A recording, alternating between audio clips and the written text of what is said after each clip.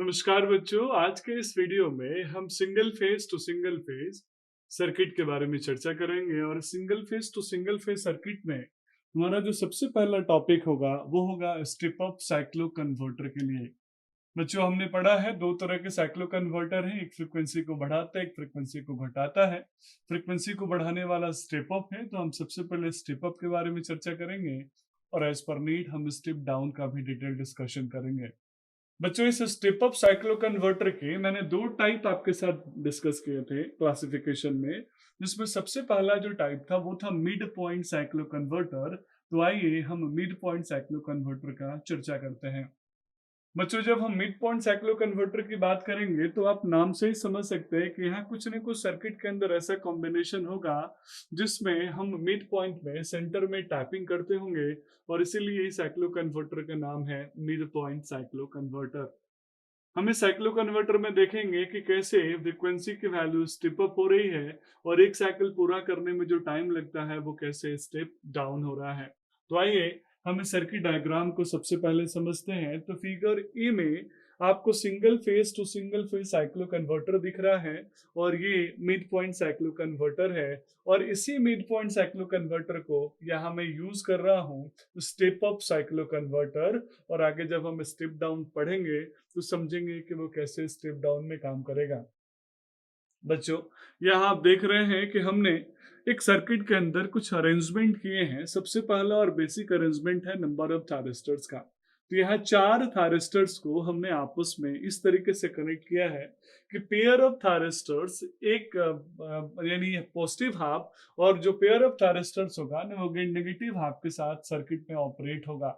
तो आप यहाँ देखिए P1 P2 और N1 N2 चार थारिस्टर्स हमने यहाँ आपस में कनेक्ट किए हैं। जो P1 और P2 है और N1 N2 है, यहाँ पे जैसे मैंने P1 P2 N1 N2 लिया, हो सकता है किसी और स्टैंडर्ड रेफरेंस बुक में वो T1 T2 T3 T4 के नाम से हो, तो don't be confused. P1 P2 N1 N2 के पीछे एक रीजन है। मैं भी चाहता तो यहाँ T1 T2 ले सकता था, पर मैंने P1 P2 इसलिए लिया क्योंकि P4 पॉजिटिव है, और जो P1 P2 होते हैं वो पॉजिटिव ग्रुप के होते हैं, अभी आगे हम डिस्कस करेंगे। Similarly N1 N2 N4 negative होता है, तो आपको समझने में काफी आसानी होगी। इसलिए मैंने T1 T2 T3 T4 के जगह पे P1 P2 और N1 N2 सेलेक्ट किया है। आप चाहें तो T1 T2 भी सेलेक्ट कर सकते हैं। बच्चों, आप यहाँ देख पा रहे होंगे मैंने सप्लाई वोल्टेज लिया, दैट इज Vs। और आप सब जानते हैं जो सप्लाइड वोल्टेज होता है उसकी जो इंस्टेंटेनियस वैल्यू होती है that is Vm sin omega t, यानी एक साइनसोइडल फंक्शन होगा जिसकी जो मैक्सिमम वोल्टेज होगी that is equal to Vm। अब बच्चों, हम बात करेंगे कि हमने प्राइमरी और सेकेंडरी में जो ट्रांसफार्मर का कॉम्बिनेशन लिया है, उस ट्रांसफार्मर के सेकेंडरी को मैंने सेंटर टैप्ड कर दिया है। सेंटर टैप्ड का मतलब ये इक्वली मिड पॉइंट है, इक्वली नंबर ऑफ टर्न्स के बीचों बीच ये टैप्ड है, और उसी टैपिंग को हम यहाँ पे लोड से कनेक्ट कर रहे हैं। तो आप यहाँ देखिए, अगर मैं इसके नोमेनक्लेचर की बात करूं तो मैंने अपर पॉइंट को ए, लोअर पॉइंट को बी नोमेनक्लेचर दिया, और जहां पे मेरा सेंटर टैपिंग हुआ है मिड पॉइंट पे, हमने उस पॉइंट को दे दिया ओ। तो ये बन गया VAO और ये बन गया VBO। अब हम बात करेंगे इसके वोल्टेज अपीयरेंस की, और साथ में वोल्टेज कौन सी वैल्यू ये डेवलप कर रहा है। तो VAO के अक्रॉस जो वोल्टेज मिल रहा है मैंने VAO लिख दिया, और VBO के अक्रॉस जो वोल्टेज मिल रहा है वो मैंने VBO लिख दिया। आप चाहें तो VBO को मीन्स यहाँ बहुत बार आप लिखा होगा बुक में VBO इक्वल टू माइनस का VOB आप लिख सकते हैं। आप जानते हैं पोलैरिटी चेंज होगी तो स्वाभाविक है साइन भी चेंज होगा, मैग्नीट्यूड में कोई चेंज होने वाला नहीं है। यानी जो टॉप का रीजन है बच्चों, जिसमें भी ये वो लोड से कनेक्टेड मैंने किया है, और लोड मेरा कुछ भी हो सकता है बच्चों। रेसिस्टिव लोड में ले सकता हूँ, इंडक्ट RL लोड ले सकता हूँ, या फिर और कोई कॉम्बिनेशन ले सकता हूँ, लेकिन यहाँ मेजरली हम दो ही कॉम्बिनेशन लेंगे, R और RL, क्योंकि RL लोड हम इसमें प्रीफर नहीं करते। तो बच्चों, जैसे हमें जरूरत होगी वैसे हम लोड को कंसिडर करके इसके सर्किट डायग्राम के साथ साथ वेवफॉर्म को भी समझेंगे। आप यहाँ बहुत ध्यान से देखिएगा, मैंने VAO के बीच में पेयर ऑफ थारिस्टर्स आपस में एंटी पैरेलल कनेक्टेड है, और वो थारिस्टर्स है P1 और N1। P1 इस तरीके से कनेक्टेड है कि जब A पॉजिटिव होगा तो वो फॉरवर्ड बायस होगा, और N1 इस तरीके से कनेक्टेड है जब A नेगेटिव होगा तब ये फॉरवर्ड बायस होगा। बच्चों आप जानते हैं ये एक थारिस्टर है और थारिस्टर कभी भी फॉरवर्ड बायस होने की वजह से कंडक्ट नहीं करता। उसके कंडक्शन के लिए हमें गेट ट्रिगरिंग करना जरूरत होती है। हमें उसको ट्रिगर्ड करना पड़ता है एक पार्टिकुलर एंगल। तो एज पर नीड हम उस पर चर्चा करेंगे। सिमिलरली बच्चों वीबीयू में मैंने P2 N2 का कॉम्बिनेशन लिया और कॉम्बिनेशन इस तरीके से लिया कि जब नेगेटिव रीजन होगा बी टर्मिनल का तो N2 फॉरवर्ड बायस में चला जाएगा और बी जब पॉजिटिव होगा तो P2 फॉरवर्ड बायस में चला जाएगा। आई होप आप इसको अच्छे से जानते होंगे। वोल्टेज के अक्रॉस जो मुझे लोड वोल्टेज मिलेगा उसको मैं ले रहा हूँ वी नॉट, और वोल्टेज में जो करंट फ्लो हो रहा है बच्चों उसको मैं ले रहा हूँ आई नॉट। तो यहाँ वी नॉट और आई नॉट हमारे लोड के पैरामीटर्स हैं, एक वोल्टेज और एक करंट है। अब यहाँ दो प्रकार के थारिस्टर्स के कॉम्बिनेशंस आपको दिख रहे होंगे बच्चों। P1 P2 दोनों पॉजिटिव ग्रुप के एलिमेंट्स हैं, क्योंकि जब A पॉजिटिव या फिर B पॉजिटिव हो तब वो कंडक्ट करेंगे। तो मैं बोल सकता हूँ P1 P2 में जो कंडक्ट करेगा वो पॉजिटिव साइकिल के थारिस्टर्स कहलाएगा। सिमिलरली बच्चों N1 और N2 जो है वो नेगेटिव ग्रुप के साइकिल हैं, इसीलिए जब N1 N2 कंडक्ट करेंगे उस कंडीशन में हम ध्यान से देखेंगे ए नेगेटिव होगा तो N1 और जब बी नेगेटिव होगा तो N2 कंडक्ट करेगा। अब इसका कंडक्शन कैसे होता है ये इंपॉर्टेंट है। मैंने आपको शुरू में ही बोला था कि पॉजिटिव और नेगेटिव यानी P1 P2 N1 N2 लेने के पीछे रीजन यही है ताकि हम समझ जाए P for positive N for negative, तो आपको समझने और याद करने में भी काफी आसानी होगी। अब बच्चों ये काम कैसे करता है, कैसे कंडक्ट करता है, इसको अच्छे से एक्सप्लेन करने के लिए हमें जरूरत है इसके वेवफॉर्म की।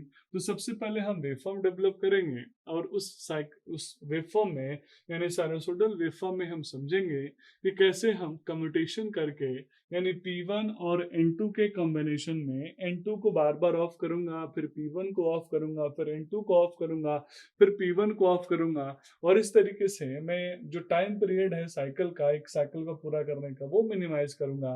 और जब टाइम पीरियड मिनिमाइज होगा तो फ्रीक्वेंसी अपने आप बढ़ जाएगी। सिमिलरली मैं N1 और P2 के कॉम्बिनेशन में यही काम करूंगा। अब यह एक सवाल मैं आपसे पूछता हूँ कि ये जो मैं यहाँ कम्यूटेशन करूंगा, जो टर्न ऑफ करूंगा बिटवीन द साइकिल P1 और N2 में, कभी P1 को कभी N2 को, ये लाइन कम्यूटेशन होगा या फोर्स्ड कम्यूटेशन होगा?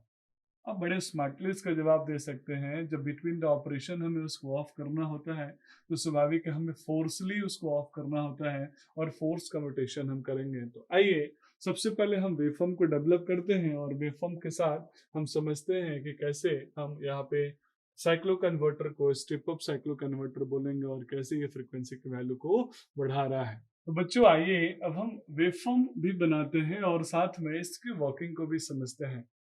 तो वर्किंग को समझने के लिए सबसे पहले मैं एज्यूम कर रहा हूँ इस Vs को मैंने ड्रॉ किया। तो Vs को मैंने यहाँ पे ड्रॉ किया तो आप जानते हैं कि एक साइनसोइडल वेवफॉर्म होगा। तो आप सिंपल तरीके से चाहें तो Vs को ड्रॉ कर सकते हैं।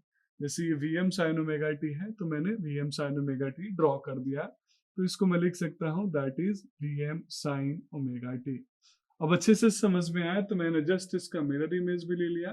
तो मैंने इसका मिरर इमेज भी ड्रॉ कर लिया जो इसका एक्सक्लेटन है, बाहर का आउटर बॉडी है। ये एक Vs सप्लाई वोल्टेज है जिसको मैंने वेवफॉर्म के फॉर्म में ड्रॉ किया है। अब इसी Vs सप्लाई वोल्टेज के अंदर जो टाइम पीरियड है वो कैसे मैं चेंज करता हूँ जिससे फ्रिक्वेंसी चेंज होती है वो हम देखते हैं। और उसके टाइम पीरियड को चेंज करने के लिए यहाँ पे हम कैसे P1 और N1 के कॉम्बिनेशन, P1 N2 के कॉम्बिनेशन और N1 और P2 के कॉम्बिनेशन को यूज कर रहे हैं।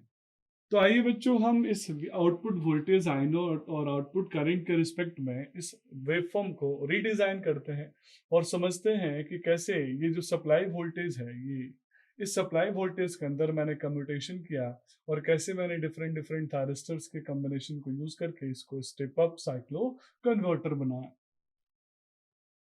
आप यहाँ पे देखेंगे मैंने पॉजिटिव साइकिल लिया, यानी सबसे पहले मैं पॉजिटिव साइकिल के रिस्पेक्ट में आता हूँ।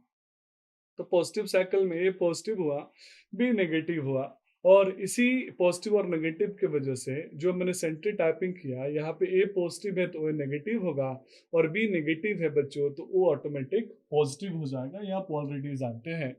तो आप यहाँ कॉम्बिनेशन देखेंगे कि ए को पॉजिटिव करते ही मेरे पास दो ऑप्शन है P1 और N1 का। तो यहाँ पे जो P1 होगा वो क्या हो जाएगा बच्चों, फॉरवर्ड बायस। और सिमिलरली यहाँ पे नेगेटिव पॉइंट साइकिल होने के, जो नेगेटिव पोलैरिटी होने की वजह से P2 और N2 में जो N2 होगा वो हो जाएगा फॉरवर्ड बायस। याद होगा आपको, जब हम थायरिस्टर्स में, यानी एक थायरिस्टर्स के अंदर ये मेरे पास एनोड टर्मिनल होता है और ये कैथोड टर्मिनल होता है। एनोड को जब हम पॉजिटिव देंगे कैथोड के रिस्पेक्ट में बच्चों, उस कंडीशन में मेरा ये फॉरवर्ड बायस होगा। और जब कैथोड को पॉजिटिव देंगे, जब कैथोड को, ध्यान रखिएगा बच्चों, और जस्ट इसका उल्टा अगर मैं कर दूं कि अब मैं कैथोड को नेगेटिव, यानी इसके एंटी पैरेलल, जैसे दूसरा वाला जो कॉम्बिनेशन आप इसको देख लीजिए, इस वाले कॉम्बिनेशन को देखिए, कैथोड है तो कैथोड को अगर मैं नेगेटिव दूं या एनोड को पॉजिटिव दूं, उस कॉम्बिनेशन में भी ये फॉरवर्ड बायस होगा। तो यहाँ पे ये फॉरवर्ड बायस हो रहा है और यहाँ पे N2 फॉरवर्ड बायस हो रहा है। यानी पहले वाले रीजन में, पॉजिटिव रीजन में जो कंडक्शन होगा बच्चों पॉजिटिव साइकिल में, वो होगा P1 और N2 का। तो यहाँ पे P1 और N2 के कंडक्शन की वजह से देखिएगा बच्चों, मेरा लोड के थ्रू साइकिल कंप्लीट होगा। ये लोड के थ्रू साइकिल कंप्लीट होने की वजह से मुझे आउटपुट मिल रहा है। तो अब मैं कर क्या रहा हूं, मेरे पास दो ऑप्शन है बच्चों। पहला ऑप्शन है कि मैं इस P1 और N2 में P1 को ऑन करूं, P2 को ऑफ रखूं, क्योंकि आप जानते हैं सिर्फ फॉरवर्ड बायस होने से थायरिस्टर कंडक्ट नहीं करता। थायरिस्टर्स को कंडक्ट कराने के लिए मुझे गेट ट्रिगरिंग करना होता है। बहुत ध्यान से समझिएगा, बहुत इंपॉर्टेंट और कॉम्प्लेक्स टॉपिक हम यहाँ पे डिस्कस कर रहे हैं। P1 और N2 में मुझे किसी एक को कंडक्ट करने के लिए उसको फायरिंग करना पड़ेगा। तो सबसे पहले मैं P1 को फायरिंग कर रहा हूं, अभी तक N2 में मैं कोई फायरिंग नहीं कर रहा हूं। तो जैसे ही मैंने P1 को फायरिंग किया तो मेरा जो सर्किट होगा वो ऐसे कंप्लीट होगा, यानी जो मुझे लोड वोल्टेज मिल रहा है V0, ये इस P1 के रिस्पेक्ट में मिल रहा है। अभी इस N2 के अंदर कोई भी सर्किट में करंट फ्लो नहीं हो रहा है। तो इस P1, ध्यान दीजिएगा बच्चों, इस P1 से जो मुझे आउटपुट मिलेगा, ये मेरा ये जो पॉजिटिव आउटपुट है, ये मुझे मिल रहा है यहाँ पे P1 से। अब जैसे ही मैं ओमेगा T1 पे आया बच्चों, ओमेगा T1 पे आते ही मैं क्या करूंगा, इस P1 को फोर्सली कम्यूटेट करूंगा। कम्यूटेट का मतलब होता है ऑफ करूंगा। मैंने इस P1 को फोर्सली ऑफ कर दिया। अब इसके ऑफ करते ही ये जो N2 साइकिल है, N2 थायरिस्टर्स है, इसको मुझे ऑन करना पड़ेगा, क्योंकि मैं इसको अगर ऑन नहीं करूंगा तो दोनों के दोनों सर्किट ऑफ मोड में रहेंगे। तो जैसे ही मैं P1 को ऑफ करूंगा, मैं N2 को ऑन कर दूंगा। तो अब ध्यान दीजिएगा बच्चों, जो इस पॉजिटिव पोलैरिटी में जो मुझे वोल्टेज मिल रहा था, अब इसकी वजह से वोल्टेज मिलना स्टार्ट हो जाएगा। और यहाँ N2 यानी ओमेगा T1 पे मैंने P1 को फोर्सली कम्यूटेट किया और N2 को मैंने फायरिंग किया, तो N2 कंडक्ट करना यहाँ पे स्टार्ट होगा। तो ये पॉजिटिव साइकिल और यहाँ से यहाँ तक मुझे मिला इस N2 का, यानी ये मिला इसका आउटपुट। तो अब देखिए, आप यहाँ से 0 से स्टार्ट हुआ P1, P1 से फिर वापस आया N2, यहाँ से N2 से कंडक्ट हुआ यहाँ तक और इस पॉइंट तक मुझे मिला N2 का। मीन्स ये एक ऐसा रीजन है जिसमें जहां से शुरुआत हुआ था आउटपुट वोल्टेज का, वहीं पे पूरा हो रहा है। तो कंप्लीट साइकिल यहाँ मिल रहा है और इसी कंप्लीट साइकिल को बच्चों हम बोलते हैं टाइम पीरियड।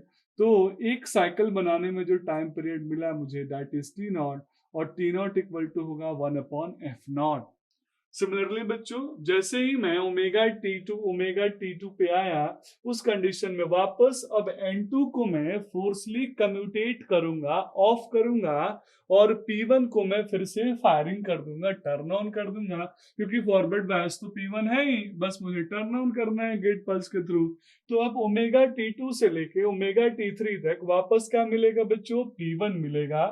फिर से ओमेगा T3 पे मैं क्या करूंगा, इस P1 को कम्यूटेट करूंगा और N2 को वापस फायरिंग कर दूंगा। तो अब सर्किट ऐसे कंप्लीट होगा और उस कंडीशन में मुझे ये आउटपुट मिलेगा N2 की वजह से। फिर से इसको अगर मैं ओमेगा T4 बोलूं बच्चों, तो मैं बोल सकता हूँ फिर से मैं ओमेगा T4 पे N2 को कम्यूटेट करूंगा। कौन सा कम्यूटेशन, फोर्स या लाइन या नेचुरल, तो फोर्स कम्यूटेशन है। और वहां पे P1 टर्न ऑन हो जाएगा, फिर P1 के बाद बच्चों N2 टर्न ऑन हो जाएगा। इस तरीके से आप देखेंगे एक पॉजिटिव हाफ साइकिल के अंदर यानी 0 से लेके पाई के बीच में जो पॉजिटिव हाफ साइकिल है, एक पॉजिटिव हाफ साइकिल के अंदर मैंने मल्टीपल टाइम पीरियड्स बनाए हैं, 1 time period, 2 time period, 3 time period. यानी यहाँ पे एक हाफ साइकिल को मैंने 3 कंप्लीट साइकिल में कन्वर्ट कर दिया। याद रखिएगा बच्चों, एक हाफ साइकिल को मैंने 3 कंप्लीट साइकिल में कन्वर्ट कर दिया, तो इसका फ्रीक्वेंसी स्वाभाविक है 3 गुना ज्यादा बड़ा है। अभी आगे बढ़ेंगे बच्चों। अब जैसे ही हम नेगेटिव साइकिल पे आएंगे, यानी ये नेगेटिव लोअर साइकिल पे आए, नेगेटिव आते ही देखिएगा ध्यान से, ए हो गया अब नेगेटिव और बी हो गया बच्चों यहाँ पे अब पॉजिटिव। ए के नेगेटिव होते ही बच्चों N1 हो जाएगा फॉरवर्ड बायस, बी के पॉजिटिव होते ही बच्चों यहाँ P2 हो जाएगा फॉरवर्ड बायस। तो इस रीजन में जो काम करेगा बच्चों, यहाँ से यानी पाई से लेके 2 पाई तक, ये कंडक्शन कहाँ से कहाँ तक था, 0 से लेके पाई, और पाई से लेके 2 पाई के बीच में जो कंडक्शन होगा उसमें जो कंडक्ट करेगा वो करेगा N1 और N1 के साथ कंडक्ट करेगा P2। तो मैं बोल सकता हूँ यहाँ पे N1 P2 का कंडक्शन हो रहा है या P2 N1 का कंडक्शन हो रहा है। अब आइए इस N1 P2 के कंडक्शन को हम समझते हैं। सेम ऑपरेशन परफॉर्म करना है जो हमने पॉजिटिव साइकिल में परफॉर्म किया। इसके नेगेटिव होते ही बच्चों यहाँ हो जाएगा पॉजिटिव और इसके पॉजिटिव होते ही यहाँ हो जाएगा नेगेटिव। बाकी वोल्टेज की पोलैरिटी हम चेंज कर लेंगे। अब यहाँ सबसे पहले समझते हैं कि हम किसको टर्न ऑन करेंगे। तो दोनों फॉरवर्ड बायस है, मेरे पास ऑप्शन है जिसको मैं गेट से ट्रिगर करूंगा वो टर्न ऑन हो जाएगा। अब आप ही मुझे बताइए मैं किसको ट्रिगर करूं। तो सबसे पहले मैं पॉजिटिव, चूंकि पॉजिटिव साइड अभी रीजन में जाने की कोशिश कर रहे हैं, तो मैं P2 को टर्न ऑन कर रहा हूँ। P2 को मैंने गेट फायरिंग से दिया, तो ये इस रीजन में P2 कंडक्ट हुआ बच्चों। फिर वापस जैसे ही मैं इसको कोई पॉइंट देता हूँ, जैसे ओमेगा T4 था, ये ओमेगा T5 था, इसको ओमेगा T6 में बोल रहा हूँ। ओमेगा T6 पे मैं अब P2 को फोर्सली कम्यूटेट करूंगा, टर्न ऑफ करूंगा, और जो अगला N1 मेरा फॉरवर्ड बायस था उसको मैं फायरिंग कर दूंगा। तो इस रीजन में N1 कंडक्ट करेगा वापस इस। फिर जैसे ही मैं ओमेगा T7 पे आऊंगा तो N1 को ऑफ करूंगा, P2 को कंडक्ट करूंगा। फिर इस रीजन पे ओमेगा T8 पे मैं P2 को टर्न ऑफ करूंगा फोर्सली और N1 को कंडक्ट करूंगा, फिर P2 को कंडक्ट करूंगा और फिर N1 को कंडक्ट करूंगा पाई तक। यानी एक कंप्लीट हाफ साइकिल में यहाँ 3 साइकिल बनाया था, यहाँ एक कंप्लीट हाफ साइकिल में मैं फिर यहाँ पे 3 साइकिल बना रहा हूँ, 1 2 और 3। तो दोनों मिला के आप देखेंगे एक कंप्लीट हाफ साइकिल में, यानी जो कंप्लीट हाफ पूरा साइकिल बन गया, पॉजिटिव हाफ और नेगेटिव हाफ को मिला के TS। तो यहाँ एक कंप्लीट TS के अंदर यानी 1/Fs जो था, इसी TS इक्वल टू मैंने जो टाइम पीरियड किया वो कितना रिड्यूस हो गया, मेरा जो T0 आया वो रिड्यूस हो गया TS/6 से। तो इसीलिए जो फ्रीक्वेंसी मेरा आया वो सप्लाई फ्रीक्वेंसी से 6 गुना ज्यादा बढ़ गया। तो अब आप समझ सकते हैं कि ये स्टेप अप है कि ये स्टेप डाउन है।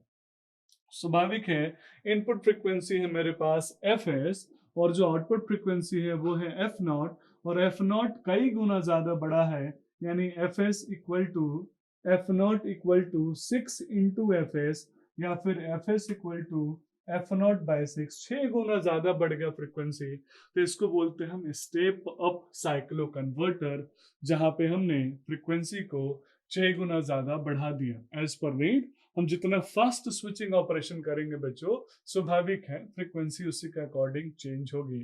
तो इस तरीके से हमने इसको बोला स्टेप अप साइक्लो कन्वर्टर, और अगर हम फ्रीक्वेंसी को घटाते हैं तो वहां पे बोलेंगे हम स्टेप डाउन साइक्लो कन्वर्टर।